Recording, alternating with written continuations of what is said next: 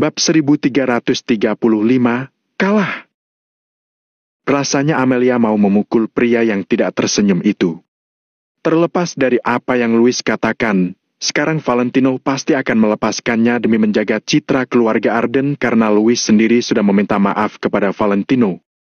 Oleh karena itu, Amelia hanya perlu menyuruh Louis minta maaf. Namun, Amelia belum cukup memahami karakter Valentino. Louis pun berujar lagi. Barusan aku yang salah, Tuan Lano. Tolong maafkan aku. Aku tidak mau. Valentino balas mendengus dengan dingin dan membuka kancing jaketnya. Sepasang matanya terlihat memikat. Louis tertegun sejenak, lalu refleks mengambil 2 langkah mundur dan bertanya. Kamu mau apa?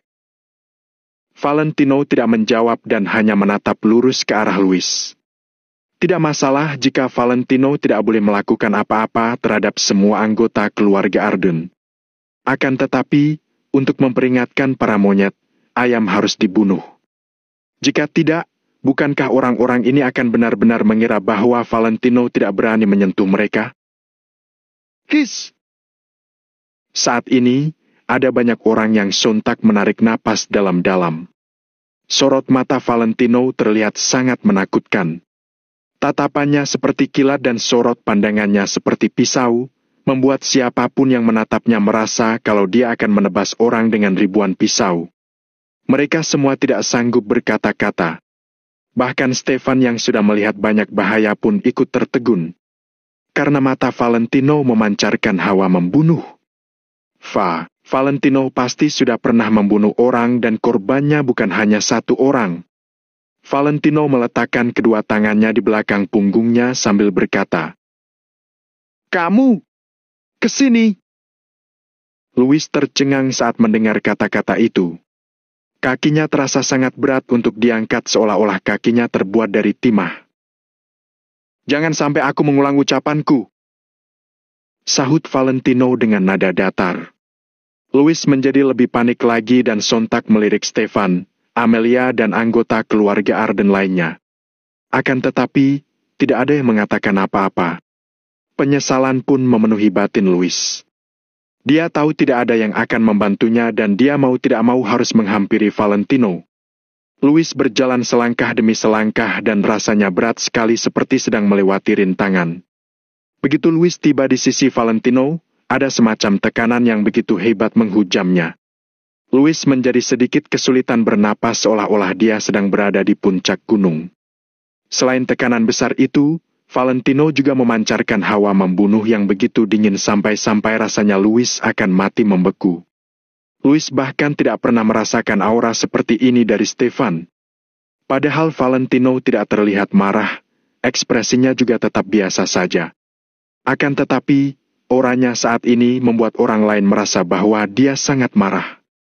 Stefan sudah tidak bisa duduk dengan tenang lagi dan berkata, Kamu mau apa, Valentino? Orang harus memikirkan konsekuensi yang akan mereka tanggung sebelum menghukum orang lain. Jika Valentino menghajar Louis, sama saja dengan dia menyerang Stefan.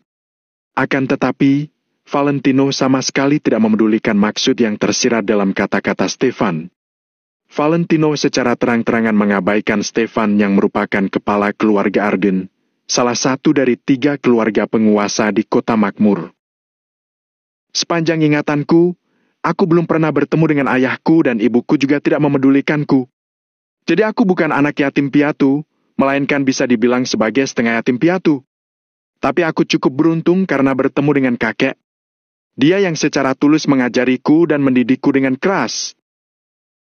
Valentino mengulurkan tangannya dengan perlahan, lalu menekan bahu Louis sehingga tubuh Louis langsung menyusut. Sementara itu, Valentino terus bernostalgia. Ratusan orang di kedua belah pihak mendengarkan kata-kata Valentino dengan sangat serius.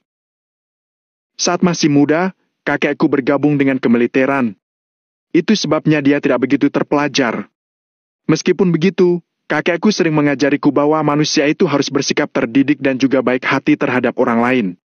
Aku selalu mengingat didikan kakek dan tidak pernah melupakannya, jadi aku juga tidak pernah sengaja mencari masalah dengan orang lain.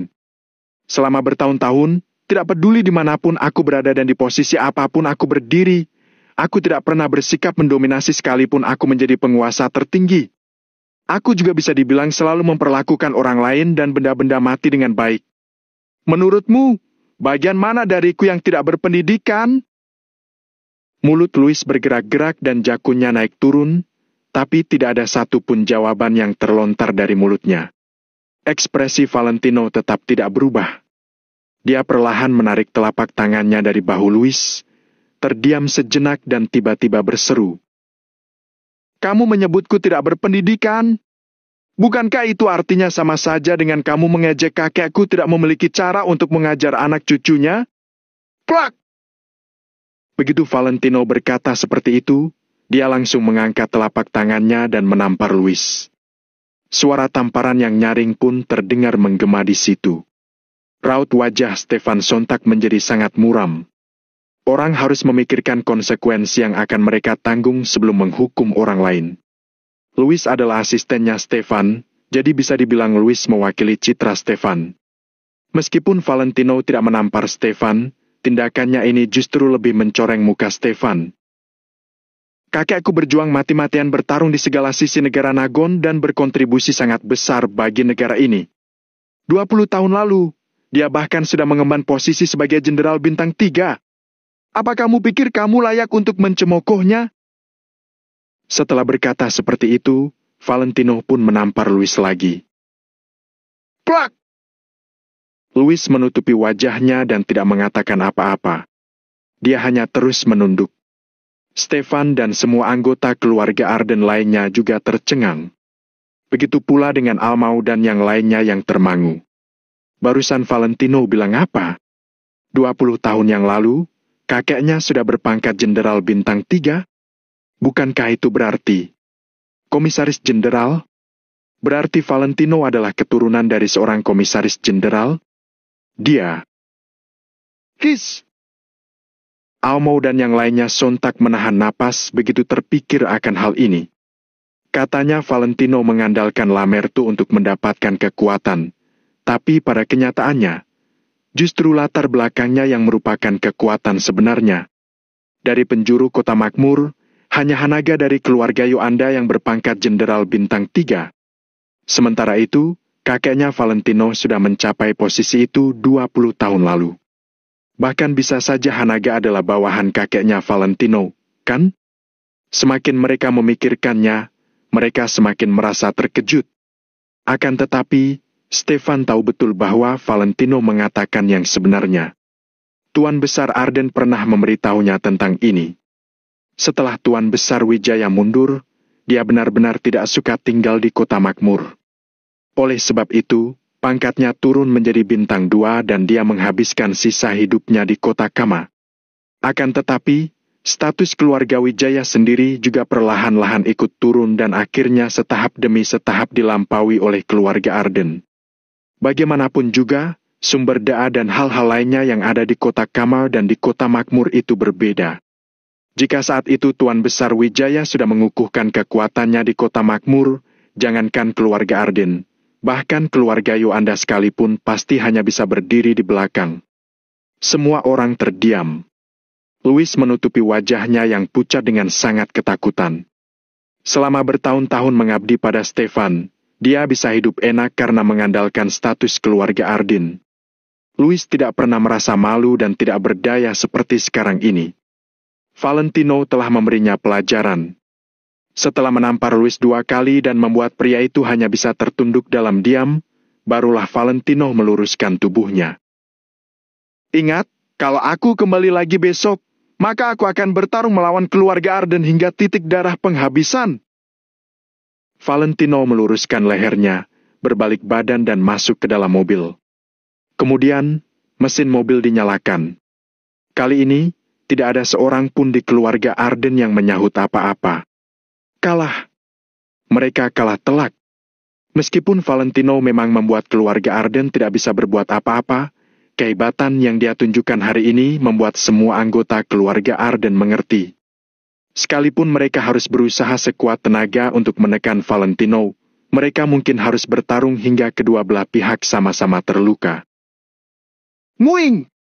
Nguing! Nguing! Setelah Almo dan yang lainnya mundur dan masuk ke mobil, terdengarlah bunyi sirena yang tergesa-gesa dari kejauhan. Satu persatu kendaraan departemen pun berkumpul menuju rumah keluarga Arden. Semuanya, turun dan segera periksa. Cepat turun dan periksa. Bab 1336, bergema di kota makmur. Sebuah suara terdengar dari pengeras suara di atap mobil di mobil yang paling depan. Di belakangnya, ada tidak kurang dari 30 mobil departemen yang mengikuti secara beriringan. Terlihat Mercedes-Benz G-Class Valentino yang sedang melaju, tiba-tiba berbelok dengan mudah, lalu langsung melaju menuju mobil paling depan dari beberapa departemen ini. Wush! Setelah jendela diturunkan, Valentino pun bertatapan dengan pria paruh baya di dalam mobil itu. Setelah itu, Valentino tersenyum nakal. Kamu siapa berani menghalangiku? Nada bicara dan tatapannya arogan, Valentino seolah-olah menganggap rendah semua orang yang ada di dunia ini. Kamu! Pria paruh baya itu sangat marah. Valentino langsung menaikkan jendela mobil, lalu menambah kecepatan dan langsung menabrak iring-iringan mobil yang ada di seberang dengan kencang. Ih! Banyak orang tersentak. Mereka buru-buru memindahkan mobil mereka ke samping. Amelia terdiam beberapa saat, lalu tiba-tiba berteriak. Biarkan mereka pergi! Pria paruh baya di mobil paling depan melihat kemari, lalu menatap Stefan yang masih diam saja. Akhirnya, dia diam-diam menyingkir. Kalaupun Stefan tidak ingin diam, memangnya kenapa? Saat ini, Valentino sudah menyelesaikan apa yang harus dilakukan. Lalu, apa dia perlu menurunkan harga dirinya untuk menuntut para staf itu? Iring-iringan mobil Valentino yang berjumlah ratusan ini datang dan pergi dengan cepat. Mereka menghilang tanpa jejak hanya dalam hitungan menit. Mundur untuk kembali dengan kemenangan. Semua orang dari keluarga Ardan meninggalkan tempat itu dengan murung. Setelah Valentino dan yang lainnya meninggalkan keluarga Ardin, mereka bahkan tidak berkumpul. Sesuai kesepakatan yang dibuat sebelumnya, semua orang pulang dan kembali ke pekerjaan mereka untuk bekerja seperti biasa. Begitu diperlukan, pertemuan akan diadakan kembali kapan saja. Valentino juga langsung mengganti hotel yang ditempatinya. Dia kembali memesan sebuah kamar menggunakan kartu identitas seorang staf distrik komersial Reverso. Setelah masuk ke dalam kamar, Valentino menunggu di situ dan tidak keluar dari kamar sama sekali. Sekelompok orang yang pergi ke kediaman keluarga Arden menghilang dalam sekejap, seolah tidak pernah muncul sama sekali. Akan tetapi, tidak ada yang bisa disembunyikan di dunia ini. Bagaimanapun juga, orang-orang dengan identitas itu sebenarnya saling terhubung pada saat ini. Hanya dalam waktu 2 jam, kabar ini sudah menyebar di kalangan masyarakat kelas atas di kota makmur. Kemudian, semakin banyak orang yang mengetahui hal ini. Lano Wijaya, bos baru distrik komersial Reverso bergabung dengan hampir 100 bos kota makmur untuk mengepung keluarga Arden. Keluarga Arden menundukkan kepala dengan putus asa. Bahkan, Valentino hampir menghancurkan keluarga Arden. Hal ini seperti sebuah bom berat yang tiba-tiba dijatuhkan ke dalam danau yang tenang dan menyebabkan seluruh air meluap. Situasi kota makmur dalam beberapa waktu ini bergejolak, tapi perubahan pada akhirnya hanya terjadi di tingkat yang tidak bisa disentuh oleh orang biasa. Jadi, banyak orang yang tidak mengetahuinya. Akan tetapi, kali ini semua orang terlibat. Sebagai salah satu dari 3 keluarga besar di kota makmur, kedudukan keluarga Arden di kota makmur sudah tidak diragukan lagi. Akan tetapi, pada saat ini, Valentino sebagai orang asing telah menunjukkan kekuatannya. Dia menekan popularitas keluarga Arden. Tidak diragukan lagi bahwa ini adalah berita yang sangat serius. Selain itu, ada juga beberapa orang yang menghubungkan hal ini dengan kejadian yang terjadi di distrik komersial Reverso beberapa hari yang lalu. Mereka langsung berspekulasi. Mungkin sejak kejadian itu keluarga Arden sudah mulai berselisih dengan Lano. Jadi, apakah aksi Valentino hari ini adalah aksi balas dendam? Bagaimanapun juga, Lano, Bos distrik komersial Reverso sudah menekan keluarga Arden dan ini adalah fakta yang tidak terbantahkan. Seketika, nama Lano Wijaya kembali bergema di kota makmur. Banyak media independen dan departemen berita yang mencari keberadaan Valentino. Mereka ingin mendapatkan laporan secara langsung dan mengejutkan semua orang, tapi semua yang dilakukan sia-sia. Valentino seperti menghilang dari dunia. Mereka tidak bisa menemukan keberadaannya. Valentino seperti pahlawan tak dikenal yang menyingsingkan lengan baju dan pergi begitu saja setelah menyelesaikan misinya tanpa membawa apa-apa. Kota makmur bergejolak, struktur kekuasaan juga dirombak. Bagaimanapun juga, keluarga Arden sedang berperang melawan Reverso. Tidak ada kekuatan yang bisa berdiri sendiri, jadi mereka harus bersatu. Semua kekuatan besar dipaksa untuk terlibat dalam masalah ini, jadi perombakan adalah hal yang harus dilakukan. Perkataan Tuan Besar Arden juga kembali terbukti. Sekarang, Stefan tidak mengerti apa sebenarnya maksud dari vitalitas keluarga Arden yang dikatakan oleh Tuan Besar Arden. Awalnya, Stefan mengira bahwa itu adalah kekuatan keluarga Arden, tapi kekuatan yang ditunjukkan Valentino hari ini membuatnya mengerti. Saat ini, Valentino sudah tidak bisa ditekan lagi. Sekalipun keluarga Arden mengerahkan seluruh kekuatan, mereka tetap akan kesulitan menekan Valentino. Sementara itu, di kamar Hanaga di kediaman keluarga Yoanda yang letaknya di kota makmur, Lamerto menjelaskan semua yang dilakukan Valentino hari ini dengan detail. Setelah mendengar cerita Lamerto, Hanaga menyalakan sebatang rokok terlebih dahulu, lalu berkata, "Kadang ceroboh, kadang kritis. Valentino orang yang tenang. Dia kelihatan sulit diatur dan arogan, tapi kenyataannya dia menangani semua hal dengan tepat. Dia memikirkan setiap detail secara menyeluruh. Menantuku luar biasa." Nada bicara Hanaga penuh kekaguman. Dia melontarkan semua pujian di mulutnya. Lamerto juga mengangguk-anggukan kepala dan berkata, "Aku tidak menyangka Valentino bergerak dengan tiba-tiba dan melawan Stefan yang belum sempat melakukan persiapan apapun. Ketika Stefan bereaksi, kedatangan departemen-departemen itu ke kediaman keluarga Arden juga membutuhkan waktu. Untung Valentino menyadari selisih waktunya. Saat mereka sampai, Valentino sudah menyelesaikan semua hal yang harus dilakukannya, lalu pergi dari tempat itu tanpa melakukan hal yang ceroboh." Lamerto terdiam sejenak ketika mengatakan hal itu, lalu dia berkata, "Pak Hanaga, anak itu pasti paham hukum. Dia sangat mahir. Tentu saja, kalau tidak, dia tidak akan bisa melakukan rancangan seperti itu." Hanaga tersenyum penuh percaya diri. Ketika staf-staf itu menegakkan hukum, rakyat harus bergantung pada penegak hukum. Kalau ada keraguan, hal itu akan ditangani belakangan. Apa yang dimaksud dengan ditangani belakangan? Maksudnya, meskipun kamu tidak puas atau memiliki perbedaan pendapat, kamu tidak bisa menghalangi atau menolak secara langsung. Kalau tidak, kamu akan dihukum dengan kejahatan menghalangi kewajiban dan akan dijatuhi hukuman paling ringan kurungan penjara kurang dari 3 tahun dan denda. Kalau pelanggarannya lebih serius, hukumannya juga akan lebih berat. Jadi, ketika Valentino membawa orang ke sana, kalau para staf sudah tiba, Valentino tidak akan bisa mendapatkan apa-apa. Sekalipun Valentino kuat, dia juga tidak akan berani melawan staf yang mewakili orang-orang di atas. Aku heran bagaimana nalar anak itu bisa begitu luar biasa. Lamerto berdecak, dia semakin kagum. Valentino sebelumnya menang meskipun mengalami banyak kerugian.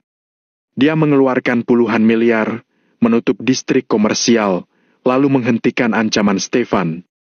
Setelah itu, dia bergerak secepat kilat, dapat menguasai selisih waktu dengan sempurna dan mendapatkan hasil yang diinginkan tanpa melakukan kejahatan apapun. Tidak diragukan lagi bahwa aksi Valentino menjadi kemenangan yang seutuhnya.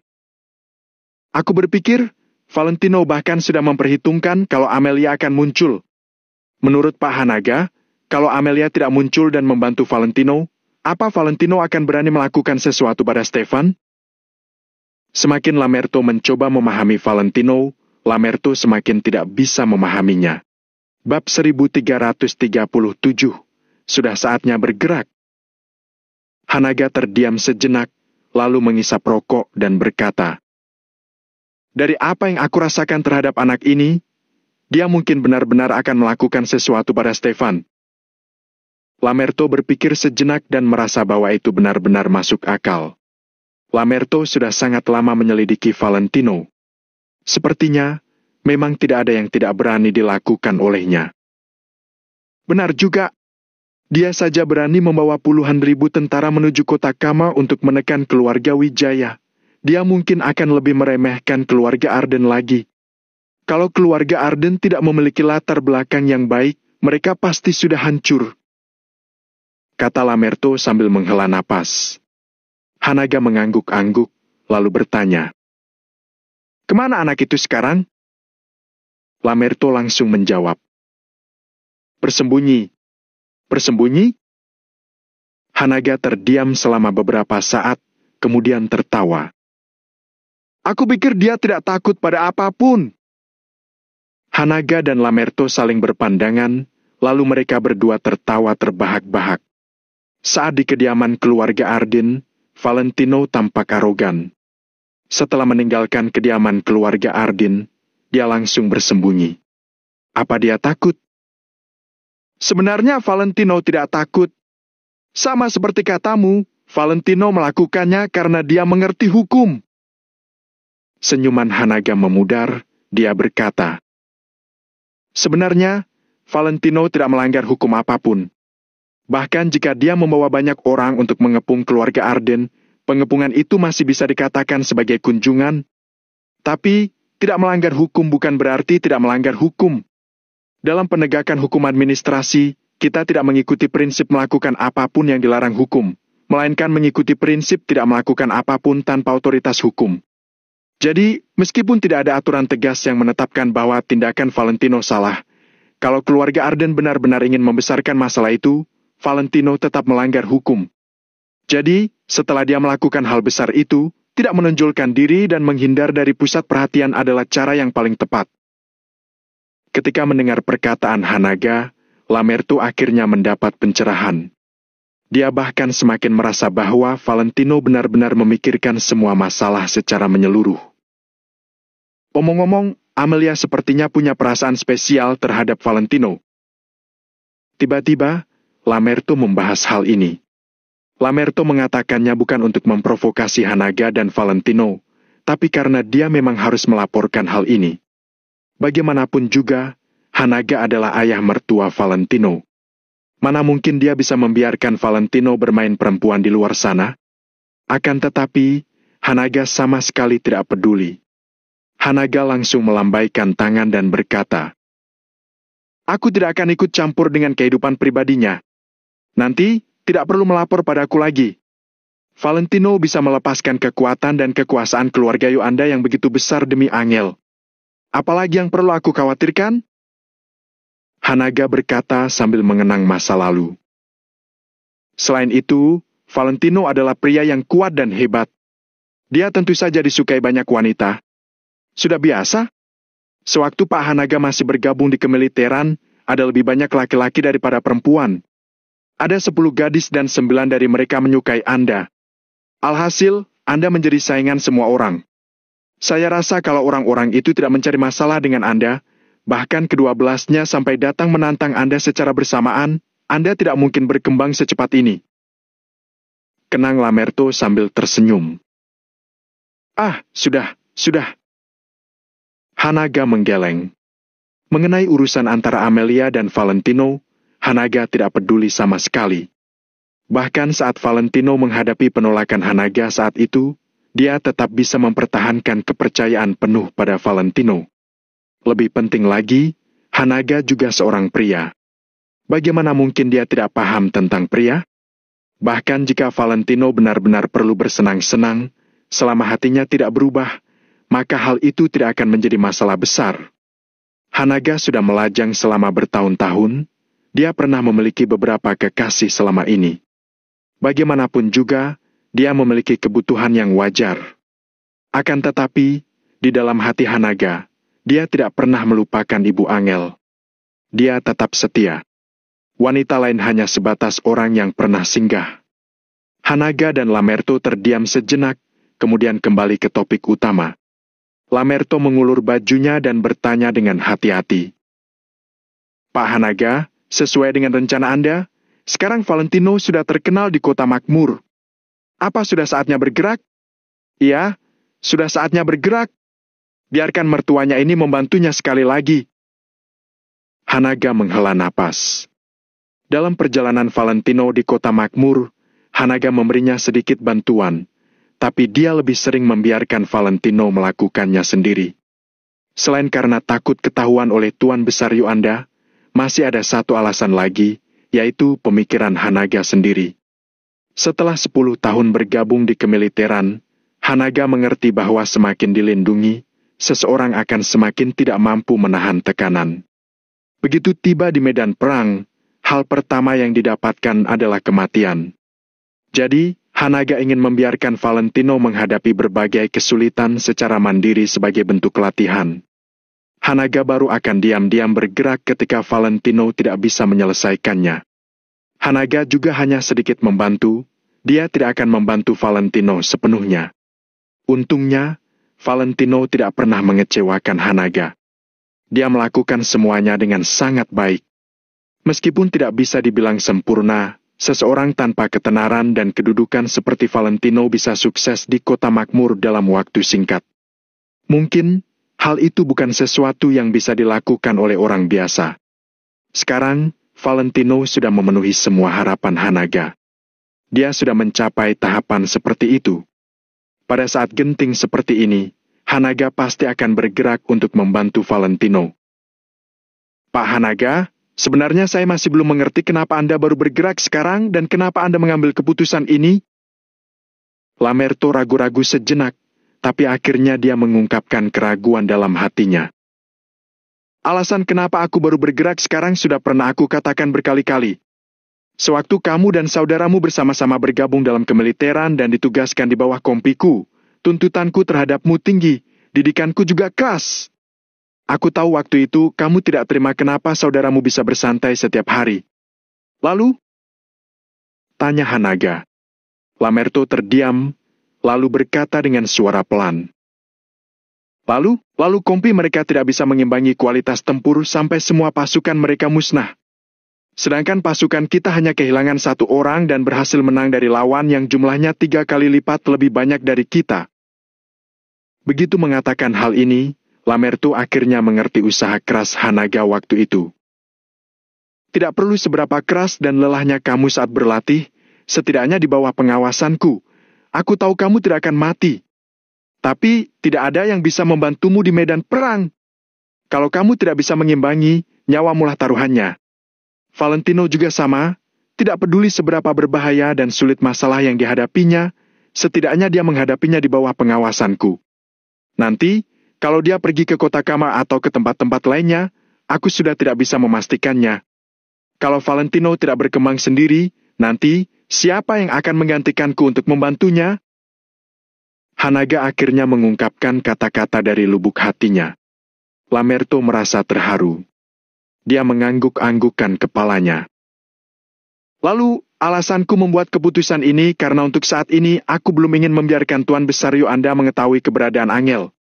Selain itu, kalau Valentino dan keluarga Arden benar-benar akan bertarung, mereka tetap akan kalah karena tidak bisa mengimbangi dalam hal kekuatan dan kekuasaan.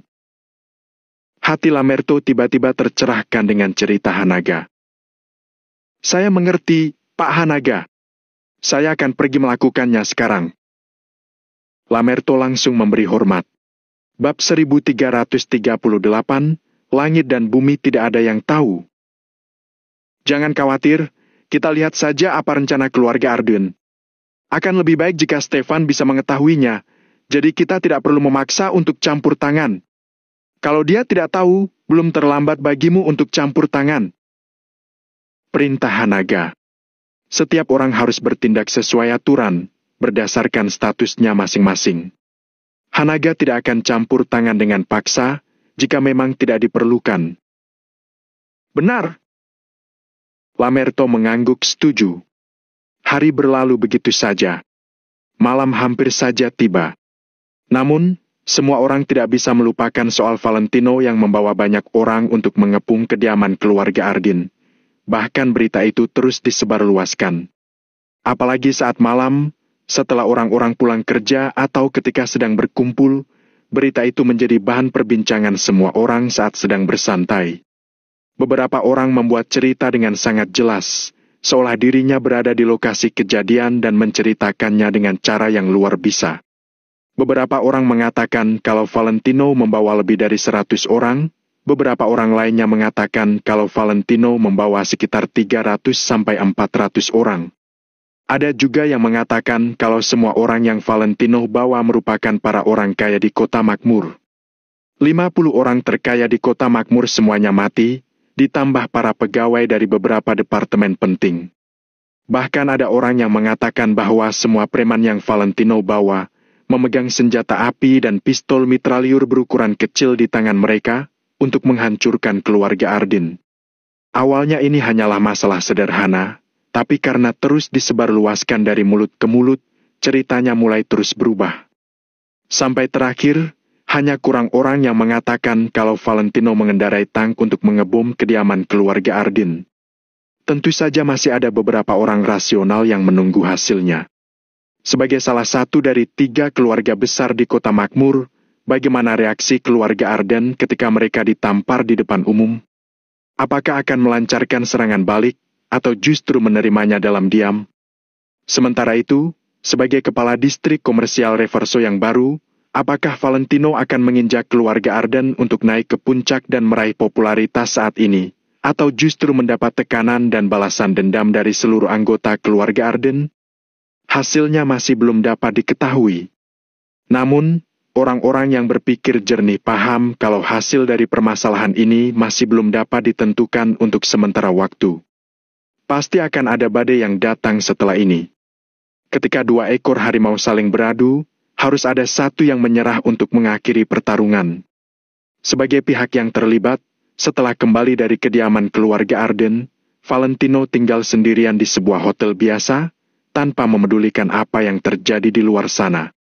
Tidak apa-apa kalau Valentino bersembunyi karena takut atau sedang membuat rencana selanjutnya. Intinya, hari ini dia tidak pergi kemana-mana. Bahkan untuk makan saja, harus disajikan oleh pelayan. Valentino enggan untuk menjelaskannya kepada dunia luar, juga tidak perlu menjelaskan semuanya kepada mereka. Lebih baik bertindak daripada banyak bicara. Memasuki malam, Valentino berdiri di depan jendela sambil menatap pemandangan kota makmur di malam hari dengan sebatang rokok di tangannya. Lampu di kamar itu sedikit redup, membuat Valentino seakan berada dalam kegelapan. Namun, karena tidak adanya pantulan cahaya dari dalam kamar ke jendela, Valentino dapat melihat pemandangan di malam hari dengan lebih jelas. Awalnya, Valentino pikir, mungkin masalah ini akan cepat selesai kalau dia datang ke kota makmur dan berbicara dengan keluarga Arden. Tak disangka prosesnya sangat lama, hingga memakan waktu hampir 1 bulan. Akan tetapi, Valentino tahu kalau ada banyak hal yang berjalan tidak sesuai dengan keinginannya. Hidup selalu mulus tanpa ada pasang surut, juga kurang mengasihkan. Selama sisa hidupku, aku tidak berharap untuk dapat berdiri di puncak. Aku hanya berharap dapat melindungi keluarga kecilku bersama Angel dan menghabiskan sisa hidupku bersamanya. Valentino melihat ke sekitar, dia memandang jauh, lalu tiba-tiba menghela napas. Di saat yang bersamaan, dia telah membulatkan tekad di hatinya. Ketika masalah di kota makmur selesai dan Tuan Besar Wijaya kembali pulih, Valentino akan menyerahkan kekuasaannya kepada Chris dan hanya akan memberikan perintah tanpa harus turun tangan. Kemudian, mengajak Angel keliling dunia, mengunjungi tempat-tempat yang indah dan melihat semua kebesaran dunia. Ketika lelah, mereka tinggal mencari tempat dengan pemandangan yang indah untuk ditinggali dan menikmati ketenangan sepanjang sisa hidup. Tanpa perlu memikirkan soal dendam dan persaingan bisnis, juga tidak perlu melakukan usaha yang besar hanya untuk melindungi orang-orang yang terkasih. Bekerja di siang hari dan beristirahat di malam hari. Angel dapat membantu Valentino dan mendidik anak di rumah, sedangkan Valentino dapat membuat janji dengan 3 atau 5 orang teman untuk memancing dan bermain catur, inilah kenikmatan hidup yang sesungguhnya. Valentino hampir saja tertawa memikirkan hari-hari yang damai seperti itu. Dia benar-benar menantikan hari-hari seperti itu. Tapi untuk saat ini, aku tidak bisa melakukannya. Valentino menghela napas, kemudian menelepon Hendrik. Hampir 1 bulan ini, Asosiasi Valentino Empire berada di bawah serangan gabungan Timothy dan Stefan. Kalau terus mengalami kesulitan seperti ini, maka mereka akan terus melangkah mundur. Halo, Tuan Muda Valentino? Hendrik sangat senang menerima telepon dari Valentino. Akan tetapi, Hendrik sadar kalau dirinya terlalu bersemangat, kemudian terdengar suara batuk Hendrik sebanyak 2 kali di telepon. Meskipun dia mencoba untuk menutupi bagian pengeras suara dengan cepat, Valentino masih dapat mendengarnya secara jelas. Pak Hendrik sedang tidak enak badan? Tanya Valentino. Hendrik terdiam sejenak setelah mendengarnya, kemudian dia segera berkata, "Mungkin karena aku sedikit terlalu bersemangat menerima telepon dari Tuan Muda, makanya aku tersedak." Valentino mengangguk, lalu bertanya tanpa banyak berpikir. "Bagaimana situasi Asosiasi Valentino Empire saat ini? Apa para petinggi masih membantu Timothy dalam melawan kita?" Hendrik mengangguk, lalu menghela napas. "Mereka masih terus menyerang. Kita telah kehilangan lebih dari setengah asosiasi Hundred dan Valentino Empire." Wajah Valentino menjadi sedikit muram setelah mendengarnya. Sepertinya, Stefan masih saja belum berhenti dan terus menargetkan asosiasi Valentino Empire. "Bersabarlah, semua ini akan segera berakhir." Meskipun Valentino terdengar percaya diri, tatapan matanya tampak kosong. Apa yang harus Valentino lakukan kalau keluarga Arden enggan untuk mundur? Mungkin, mau tidak mau, salah satu harus ada yang mati. "Baiklah, Tuan Muda. Jaga diri Anda baik-baik. Entah berhasil atau tidak, aku akan terus menjaga kota Neo yang indah ini sampai aku mati." Nada bicara Hendrik terdengar sangat serius. Valentino mendengar ada sesuatu yang salah. Perkataan Hendrik benar-benar membuat Valentino semakin curiga. "Pak Hendrik, apa Anda baik-baik saja?" Valentino mengerutkan keningnya. "Tenanglah, Tuan Muda. Semasa muda dahulu, aku terus bertarung sepanjang tahun. Fisikku sangat bagus, tenanglah." Hendrik tersenyum cerah. Valentino mengangguk, kemudian menutup telepon setelah berbicara dengan Hendrik sebentar. Orang-orang berpikir kalau Valentino akan menang, tapi kenyataannya Valentino merasa sangat ragu. Bagaimanapun juga, keluarga Arden adalah salah satu keluarga penguasa. Saat itu, mudah bagi Valentino untuk dapat menghabisi keluarga Ika dan keluarga Willianto di kota Neo saat dia marah. Namun, hampir tidak mungkin bagi Valentino untuk dapat menghabisi keluarga Arden di kota makmur. Valentino tidak diperkenankan untuk melakukannya. Sehingga, inilah yang menjadi belenggu Valentino saat ini. Kalau tidak begini, mana mungkin membutuhkan waktu selama ini.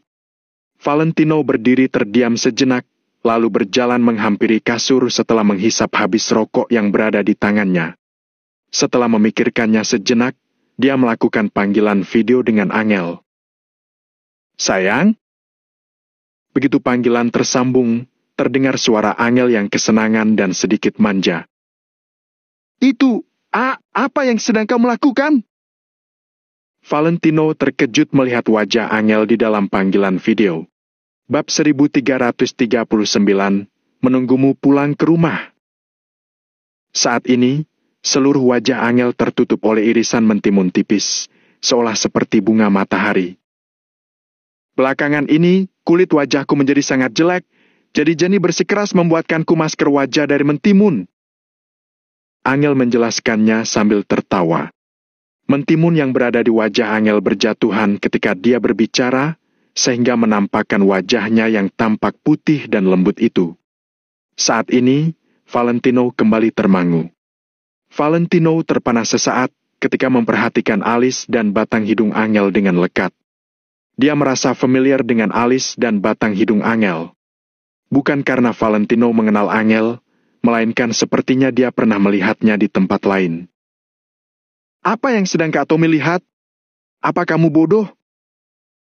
tanya Caroline sambil tersenyum dan melongokkan kepalanya. Suara Caroline memecah lamunan Valentino, kemudian Valentino berkata dengan bangga, "Tentu saja aku tidak akan pernah bosan melihat kakak iparmu. Tumben sekali bersikap romantis." Kemudian, tiba-tiba saja terdengar suara Jenny. "Sika, mentimun yang susah payah kami potong, baru saja dipakaikan ke wajah Kak Angel selama 2 menit. Sekarang sudah jatuh semua gara-gara melakukan panggilan video dengan kakak." Caroline menggerutu. "Tidak apa-apa, masih ada banyak mentimun di dalam kulkas." Terdengar suara Jenny lagi dari arah samping.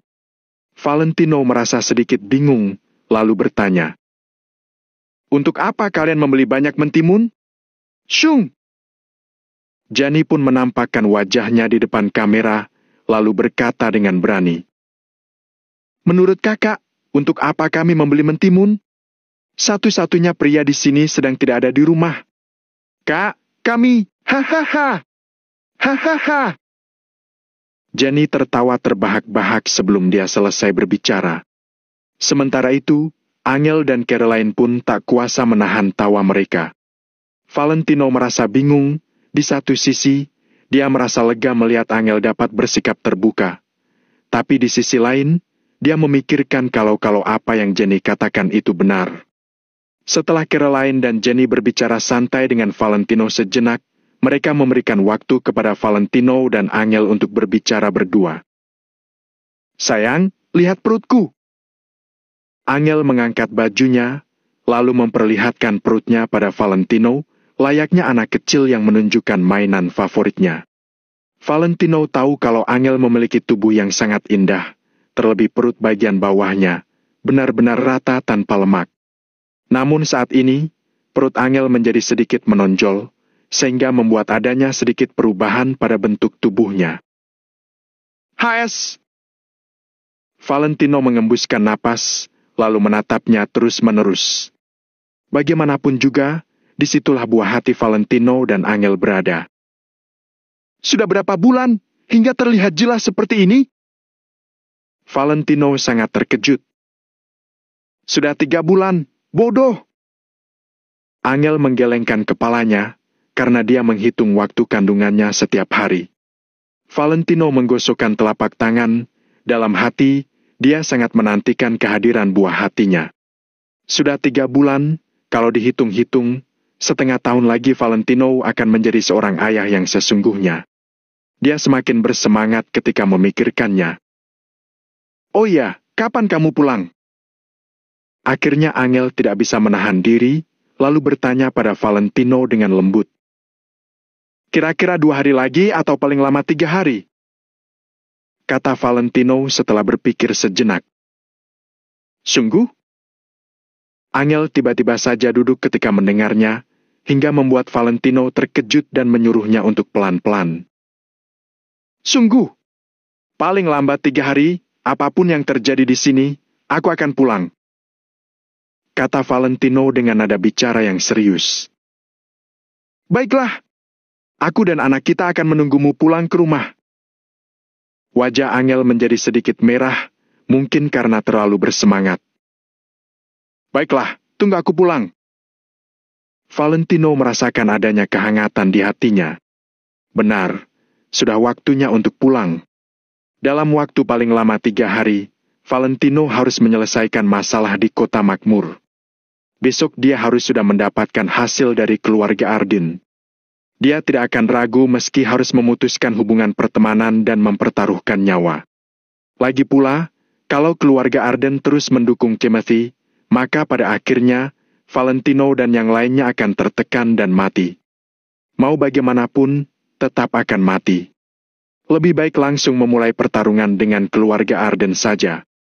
Saat ini, di kediaman keluarga Arden di kota makmur, Stefan sedang duduk di ruang kerja, tatapan kedua matanya terlihat kosong, layaknya orang bodoh. Louis, asistennya, terus menggaruk kepala Stefan di samping.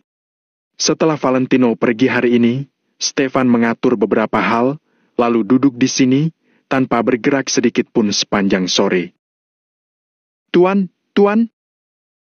panggil Louis sambil berteriak. "Apa?" Akhirnya Stefan kembali tersadar, lalu menatap Louis dengan sedikit ragu. "Tuan, Anda sudah duduk selama 5 jam," kata Louis sambil menggertakkan giginya. "Sudah 5 jam?" Sepertinya Stefan baru saja merespons. "Benar, sudah 5 jam. Apa yang harus kita lakukan?" Louis lebih khawatir daripada Stefan. "Di mana Amelia? Bagaimana dengan Tuan Besar?" Stefan tidak menjawab, dia malah balik bertanya. "Nona ingin pergi keluar. Katanya dia mau berbicara dengan Valentino, tapi tidak diperbolehkan. Aku menyembunyikan masalah hari ini dari Tuan Besar. Aku tidak berani memberitahukannya." Louis segera melaporkan situasi saat ini. Stefan mengangguk, lalu terdiam lagi. Louis mencoba agar Tuan Besar Arden tidak mengetahuinya. Semua itu tentu saja karena Stefan memiliki rencana lain. Akan tetapi, karena takut rencana Stefan dihentikan oleh Tuan Besar Arden, maka Louis hanya bisa menyembunyikannya dari Tuan Besar Arden. Louis melirik ke arah Stefan, lalu berkata, "Tuan, katanya, sekarang keluarga Arden takut pada Valentino. Mungkin kita harus menyerah pada Valentino." "Sungguh konyol." Stefan mendengus dingin, lalu tiba-tiba menggebrak meja. Pulpen yang berada dalam kotak di atas meja terguncang oleh gebrakan meja Stefan. Bahkan beberapa di antara pulpen tersebut sampai terpental keluar. "Keluarga Arden merupakan bagian dari 3 klan besar. 3 klan besar di Kota Makmur, salah satu yang terkuat di Kota Makmur. Terlepas dari keluarga Yoanda, keluarga Drais bahkan tidak berani mengatakan hal seperti itu. Kenapa keluarga Arden harus menyerah pada bocah sialan itu? Ini benar-benar sangat konyol." Stefan semakin marah ketika memikirkannya. "Tapi semua orang berkata seperti itu," jawab Louis. "Kalau begitu, aku akan memperlihatkan pada mereka, pada akhirnya apakah keluarga Arden yang akan menyerah pada Valentino atau Valentino yang akan kalah dari keluarga Arden? Sampaikan pada setiap departemen untuk bermalam di kediaman keluarga Arden sekarang, lalu sergap mereka di sini. Kalau besok Valentino benar-benar berani datang, tangkap dia segera." Perintah Stefan. Pagi hari ini, karena waktu yang kurang tepat, para pegawai itu tidak dapat menangkap Valentino ketika dia tiba. Asalkan kali ini Stefan dapat mengatur para pegawai departemen itu di kediaman keluarga Arden lebih dahulu. Ketika besok Valentino tiba di kediaman keluarga Arden, mereka dapat dengan cepat menangkap Valentino. Pada saatnya tiba, Valentino pasti tidak akan bisa berbicara apa-apa. "Baik, Tuan. Akan saya laksanakan." Louis segera mengangguk. Bab 1340. Hidup dan matinya keluarga Arden. Hatinya juga merasakan hal yang sama, rasanya sesak. Siapapun yang ditampar 2 kali di depan umum pasti akan merasa sangat tidak nyaman, bukan? Jadi, sekarang Louis merasa marah. "Tunggu sebentar, kamu hubungi lagi beberapa departemen besar itu." Stefan merenung selama 2 detik, lalu dia berbisik di telinga Louis. "Ada apa?" tanya Louis dengan mata terbelalak, ekspresinya penuh dengan keterkejutan. "Pak, beberapa departemen itu sangat penting, bahkan kalau mereka adalah keluarga Yoanda, kita juga tidak bisa sembarangan memerintah mereka, bukan? Apakah mereka akan membantu kita melakukan sesuatu?" tanya Louis yang sama sekali tidak yakin. "Kali ini, kamu gunakan nama Tuan Besar sebagai token, katakan bahwa Tuan Besar dari keluarga Arden meminta bantuan dan mereka pasti akan membantu demi menjaga gengsi," kata Stefan yang tatapannya memancarkan sedikit kekejaman. Valentino ingin Stefan merasakan kesulitan dan mundur, tapi Stefan malah ingin menghadapi kesulitan ini dan terus maju. Dia ingin membuat Valentino mengerti bahwa di depan keluarga Arden, Valentino tidak akan pernah bisa mengangkat kepalanya. Diam-diam, Louis merasa terkejut.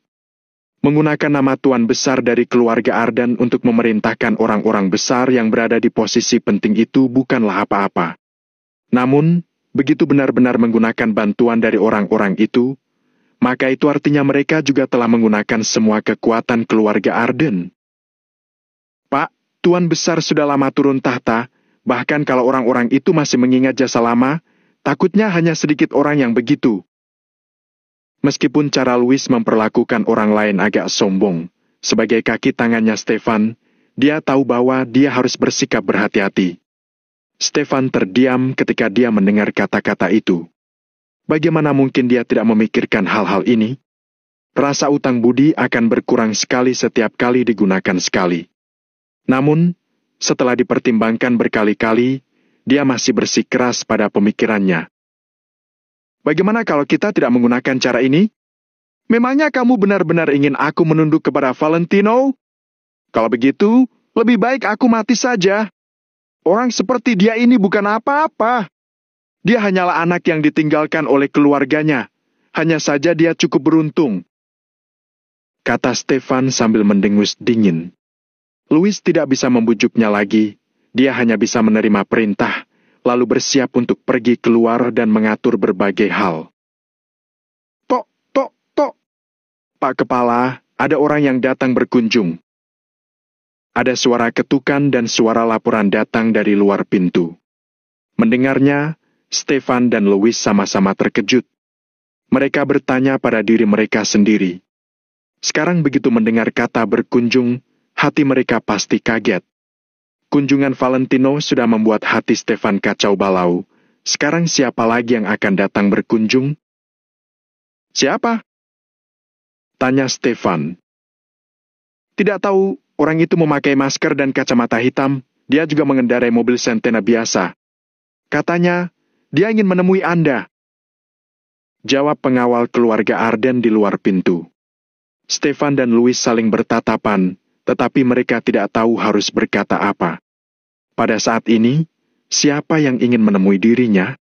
Di tengah malam seperti ini, juga mengenakan masker dan kacamata hitam. Orang yang mencurigakan ini sebenarnya siapa? Siapapun orangnya, katakan padanya bahwa aku sedang istirahat. Kata Stefan yang mengerutkan kening sebelum melambaikan tangannya. Pak, saya juga sudah mengatakan hal itu padanya, tetapi orang itu berkata bahwa ini adalah masalah antara hidup dan mati keluarga Arden. Jawab pengawal tersebut. Sembarangan! Kata Stefan yang tiba-tiba marah, lalu dia berkata, masalah antara hidup dan mati di keluarga Arden, apa hubungannya dengan orang lain? Jangan-jangan itu adalah pembicara dari si brengsek Valentino? Pak, apa sebaiknya saya usir dia pergi saja? Tanya pengawal itu. Stefan ingin mengangguk, tapi hatinya jadi agak ragu. Kemudian, dia berkata, biarkan dia masuk. Baik. Jawab pengawal itu, lalu dia pergi. Kira-kira siapa dia? Jangan-jangan dia juga orang dalam Valentino yang ingin memberiku ultimatum yang terakhir? Pikir Stefan yang melihat jam sebentar, lalu dia mendengus kesal. Valentino berkata, jika dia tidak mendapat balasan dari Stefan sebelum pukul 12 malam, maka besok dia akan datang ke kediaman keluarga Arden. Sekarang, masih ada beberapa jam sebelum jam 12. Pak, demi keamanan Anda, saya rasa lebih baik tidak usah bertemu dengan orang itu. Kata Louis. Dia mengernyit dan merenung sejenak. Apa maksudmu? Tanya Stefan yang tercengang setelah mendengarnya. Di saat seperti ini, ada orang mencurigakan yang datang kemari. Menurut saya, sepertinya ini bukanlah hal yang baik. Takut ya takut, tapi kalau Valentino sudah bertindak dan mengirim seorang pembunuh. Louis tidak menyelesaikan kata-katanya, tetapi makna yang ingin dia ungkapkan sangat jelas. Saat ini merupakan momen pertarungan sengit antara keluarga Arden dan Valentino. Namun, tidak diragukan lagi bahwa bagi Valentino, Stefan adalah penghalang terbesarnya. Jika Valentino sudah bertindak dan diam-diam mengirim pembunuh atau sesuatu untuk mengancam keselamatan Stefan, hal semacam ini bukannya tidak mungkin. Bagaimanapun juga, dia harus berjaga-jaga. Setelah mendengar kata-kata Louis tadi, Stefan juga merasa agak khawatir. Di momen penting ini, dia harus berhati-hati. Stefan memang sering membangga-banggakan dirinya yang berstatus tinggi dan orang lain tidak berani sembarangan mengganggunya. Akan tetapi, menghadapi Valentino, hati Stefan merasa tidak tenang. Untuk orang seperti Valentino, sepertinya tidak ada hal yang tidak berani dia lakukan. Setiap kali Stefan mengingat Valentino, dia langsung merasa sakit kepala. Seharusnya, dia tidak akan berani melakukan hal seperti ini, kata Stefan sambil menggertakkan giginya. Pak, lebih baik kita berjaga-jaga. Lagi pula, sekarang adalah saat-saat penting, kata Louis yang tidak berani santai sama sekali. Begini, kamu ambil senjata api dan bersiap siaga. Lalu, kamu atur beberapa pengawal di sekitar kamar. Setelah Stefan mengatakan ini, dia menjadi agak gelisah, lalu dia berkata, ambilkan satu senjata api untukku sebagai perlindungan diri. Saat ini, Stefan seolah sedang menghadapi musuh besar. Dia juga tidak berani bersantai sama sekali. Louis tentu juga sangat gugup, dia segera melakukan perintah Stefan. Tentu saja, siapapun yang datang dari luar pintu, ketika orang itu masuk, mereka harus melalui proses pemeriksaan. Jika orang itu membawa senjata, maka pastinya senjata itu akan langsung disita. Dengan begini, keselamatan Stefan dapat terjamin. Setelah menyiapkan ini semua, Stefan duduk tegak di kamar dan menunggu kedatangan orang di luar. Dia bersedia bertemu, sebenarnya bukan demi mendengar hal-hal yang akan dikatakan orang itu. Akan tetapi, jika orang itu sungguh adalah suruhan Valentino dan Stefan tidak menemuinya, maka apa artinya ini? Maka ini artinya Stefan takut kepada Valentino. Stefan orang yang sombong, dia tidak ingin jatuh gengsi di depan Valentino. Jadi, bagaimanapun juga dia harus menemui orang ini. Segera, kedua pengawal datang membawa orang itu masuk. Tuan besar, orangnya sudah datang, lapor kedua satpam itu dengan nada hormat, lalu berdiri di samping orang itu. Apa dia sudah diperiksa? Tanya Louis dengan datar sambil menatapi kedua pengawal. Sudah, semua pemeriksaan telah dilakukan. Tapi dia tidak bersedia melepaskan maskernya, lapor kedua pengawal itu. Louis mengerutkan alisnya. Akan tetapi, Stefan malah tidak bersikeras. Dia berkata dengan datar, kalian pergilah. Tidak perlu melepas masker dan memeriksa tubuhnya. Stefan terlihat tenang, tapi sebenarnya dia juga agak gugup. Kedua pengawal itu agak tercengang, kemudian mereka berjalan keluar dari pintu, tapi mereka tidak menutup pintunya. Stefan menyipitkan matanya dan menatap pria yang memakai masker serta kacamata hitam itu. Padahal hari sudah sangat larut, orang itu malah masih memakai kacamata hitam. Orang normal manapun tahu bahwa ada yang aneh dengan orang ini. Namun, dandanan itu memang menutupi identitasnya dengan sempurna. Bab 1341, kamu tak boleh menyentuh Valentino. Malam-malam masih berbuat yang aneh-aneh? Apakah kamu orang yang dikirim Valentino? Stefan mendengus dingin. Akan tetapi, pria itu tidak berbicara. Katakan padaku, ada urusan apa? Stefan mengernyit ketika dia melihat orang itu tidak berbicara. Namun, pria itu masih tidak bicara, melainkan melirik ke samping ke arah Louis. Dia mengungkapkan arti tertentu. Apa maksudmu? Kamu ingin aku keluar? Tidak mungkin. Louis terdiam sejenak, lalu mencibir. Aku adalah asisten pribadi yang berada di sisi Pak Stefan. Aku dan Pak Stefan tidak bisa dipisahkan. Kalau kamu tidak punya urusan, pergilah. Nada bicara Louis sangat tidak bersahabat. Bahkan, nada suaranya mengandung sedikit ancaman. Pada saat ini, hanya Stefan dan Louis yang ada di ruangan itu. Jika Louis keluar, maka hanya tersisa Stefan seorang. Siapa yang tahu, apakah orang yang memakai masker ini akan melakukan sesuatu pada Stefan? Oleh karena itu, Louis pastinya tidak akan keluar.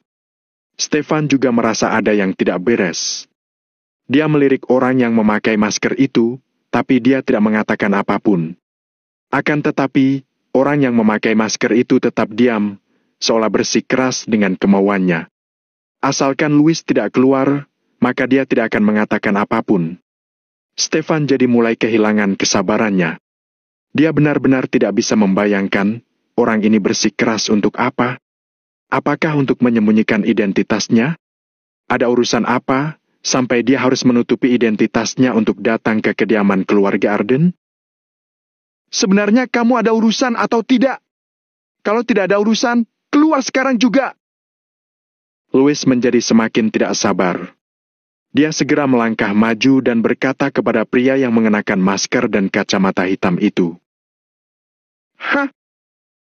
Pria itu menghela napas pelan, lalu dia berbalik dan berjalan menuju pintu. Tampaknya, dia lebih memilih pergi dari tempat ini daripada berbicara dengan Stefan di depan Louis. Louis langsung tercengang di tempat. Apakah benar-benar ada hal tertentu dengan orang ini? Sementara itu, raut wajah Stefan juga menjadi curiga. Selain itu, helaan napas barusan bahkan memberinya kesan yang familiar. Seolah dia mengenal orang ini sebelumnya. Akan tetapi, meski Stefan melihat lebih dekat ke punggung pria ini, dia tetap tidak dapat menemukan kesan familiar tertentu. Seharusnya, orang yang familiar tetap bisa dibedakan dari postur tubuh saat berjalan dan juga postur tubuhnya. Akan tetapi sekarang, dia tidak bisa melihat apa-apa. Krit! Pria itu menyentuh kenop pintu dengan lembut dan segera membuka pintu untuk pergi.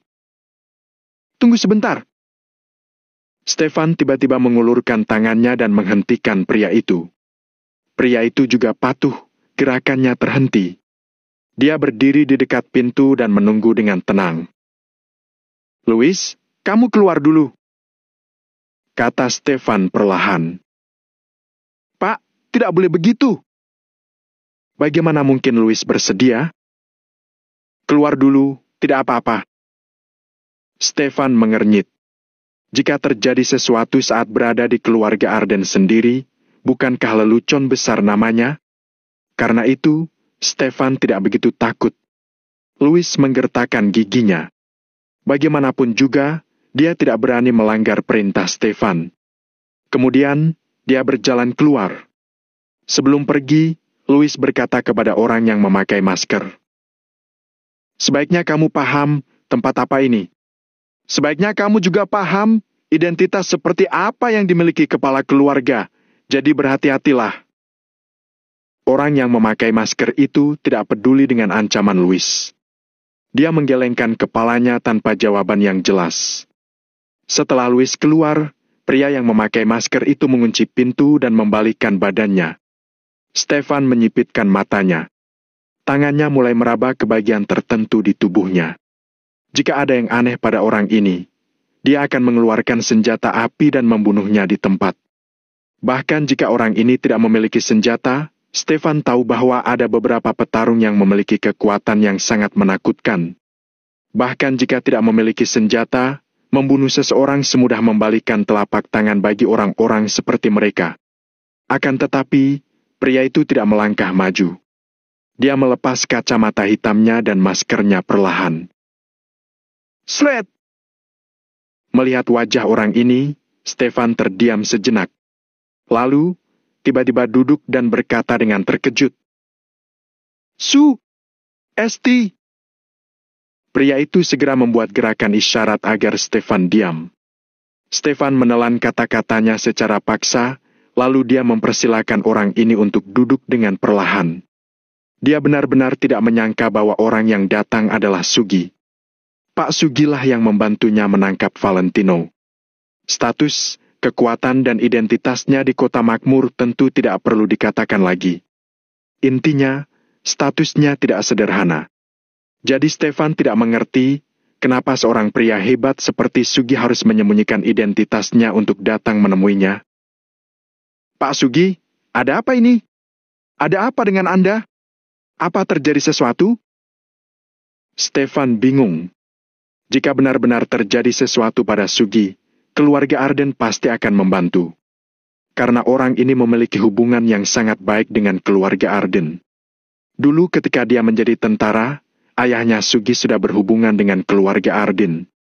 Oleh karena itu, hubungan antara keduanya relatif dekat. Pak Stefan, singkat cerita, saya sudah mendengar tentang masalah tadi siang. Sugi menggosok pipinya dan berkata dengan suara pelan. Stefan agak terkejut ketika dia mendengar kata-kata itu. Akan tetapi, dia juga tidak terlalu terkejut. Masalah ini sudah menyebar di kota makmur sekarang. Tidak aneh bila Sugi mengetahuinya. Sekarang, reputasi keluarga Arden sudah sangat rusak. Stefan harus membunuh Valentino untuk menyelesaikan pembahasan yang tidak menguntungkan mengenai keluarga Arden. Pak Sugi, kali ini kamu masih harus membantuku. Stefan sudah berpikir untuk menelpon Sugi. Akan tetapi setelah Sugi datang sekarang, dia tentu akan mengajukan permintaannya langsung. Pak Stefan, kali ini saya benar-benar tidak berani membantu. Kata-kata Sugi membuat Stefan tercengang. Dia awalnya berpikir, dengan hubungan antara keluarga Arden dan Sugi, Sugi pasti akan membantu apapun yang dia katakan. Bagaimanapun juga, Sugi bisa memiliki status sehebat ini karena keluarga Arden banyak membantu pada awalnya. Sugi, kamu menganggap tinggi dirimu, ya? Bahkan kalau jabatanmu tinggi dan kuat, sepatah kata dari keluarga Arden saja mampu menurunkan jabatanmu langsung besok. Stefan mendengus dingin, raut wajahnya penuh ketidaksenangan. Pak Stefan, tidak usah mempersoalkan masalah jabatan saya dulu. Saya datang hari ini demi menyampaikan sebuah pesan untuk Anda. Sugi menggelengkan kepalanya perlahan, nada bicaranya sangat tulus. Apa? Stefan mengernyit. Jangan sentuh Valentino. Sugi langsung mengatakan intinya dalam 3 patah kata. Akan tetapi saat Stefan mendengarnya, api emosi malah membara di hatinya. Semua usahanya demi melawan Valentino. Sekarang Sugi malah bilang, jangan menyentuh Valentino. Bagaimana mungkin? Bercanda? Ya? Perkataanmu itu macam kentut. Hati Stefan terasa sesak. Dia langsung melontarkan kata-kata kasar. Pak, dengarkan saya dulu. Sugi menghela napas dan tetap meneruskan perkataannya. Dia tahu, karakter Stefan memang tidak mudah menyerah.